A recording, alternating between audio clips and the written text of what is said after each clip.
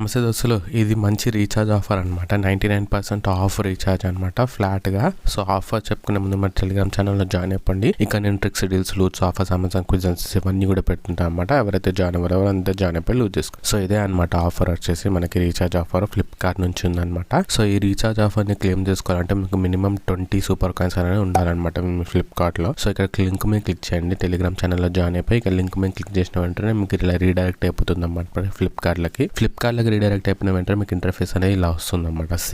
Plans and offers అని ఉంది కదా, దాని మీద క్లిక్ చేయండి. క్లిక్ చేసిన వెంటనే ఇక్కడ మీకు డీటెయిల్స్ అనేది వస్తుంది అనమాట. మీకు లేకపోతే మొబైల్ నెంబర్ ఎంటర్ చేసిన వెంటనే ఇలా మీకు డీటెయిల్స్ వస్తాయి అనమాట, ఏ ప్లాన్తో ఎంత ఆఫ్ ఉందో. సో ప్రతి ప్లాన్లో మీకు 20 సూపర్ కాయిన్స్ అనేది ఆఫ్ అవుతుంది అనమాట. అంటే 99% ఆఫ్ అనుకోవచ్చు.